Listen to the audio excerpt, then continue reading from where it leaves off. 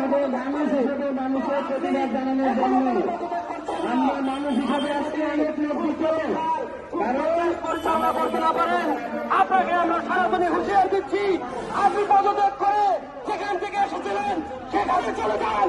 আপনার এই বাংলাদেশে ঠাই নাই। আমি আরো বলতে চাই, আমরা যারা সনাতনী ভাই আছি আপনারা জানেন সামনে নির্বাচন, আমরা হিন্দু সমাজ, আমরা হিন্দুরা হচ্ছে একটা ভোট ব্যাংক। তো আমরা যদি প্রত্যেকটা জায়গায় এই ভোট ব্যাংক নিয়ে আগাই, আমাদের যে স্বতন্ত্র প্রার্থী আছে বিভিন্ন জেলা উপজেলায়, আমরা অবশ্যই সেই স্বতন্ত্র প্রার্থীকে হিন্দুকে সংসদে দাঁড় করাতে পারবো। আপনারা হয়তো দেখেছেন দুদিন আগে আমাদের যুব মহাজোটের অ্যাডভোকেট গোবিন্দ পারমাণিক আমাদের মহাসচিব কোটালীপাড়া 3 আসন, গোপালগঞ্জ 3 আসন থেকে নমিনেশন নিয়েছে স্বতন্ত্র প্রার্থী হিসেবে।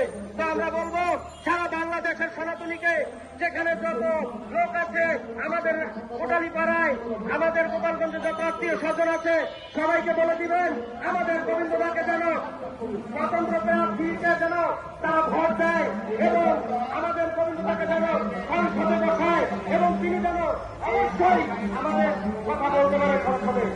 ধন্যবাদ সকলকে। আমি এই খুনের দীপু দাসের তীব্র নিন্দা জানাই, এমনকি আমি আরো হুঁশিয়ারি দেই, আপনি যদি সুষ্ঠু বিচার না করতে পারেন। বন্ধুগণ, আপনারা ইতিমধ্যে শুনেছেন সেই বালুকায় পাইনিয়ারের একজন শ্রমিক দীপু চন্দ্র দাসকে ওইখানে মব সৃষ্টি করে তাকে আগুনে পুড়িয়ে হত্যা করা হয়েছে। সংগ্রামী বন্ধুগণ, আমরা বলতে চাই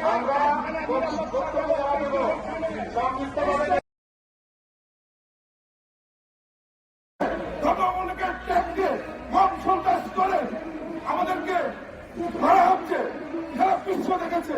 আমি সকল দেশবাসী এবং সারা বিশ্বের মানবতাবাদীর কাছে, সাংবাদিক বন্ধু বান্ধবের কাছে এবং প্রশাসনের অথর্ব প্রশাসনিক কর্মকর্তার কাছে প্রশ্ন রাখতে চাই, এই বাংলাদেশে কি হিন্দুরা শান্তিতে থাকতে পারবে না?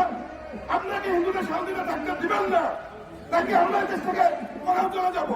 দাস নামে এক গার্মেন্ট শ্রমিককে নির্মমভাবে পিটিয়ে গাছে ঝুলিয়ে আগুন দিয়ে উলঙ্গ করে তাকে হত্যা করে হয়েছে এবং বাংলাদেশে প্রতিনিয়ত এই সংখ্যালঘুদের উপরে নির্যাতন হয়েই যাচ্ছে। আর প্রতিবাদ হিসাবে আমরা আজকে এই মানববন্ধন এবং বিক্ষোভ সমাবেশ করছি।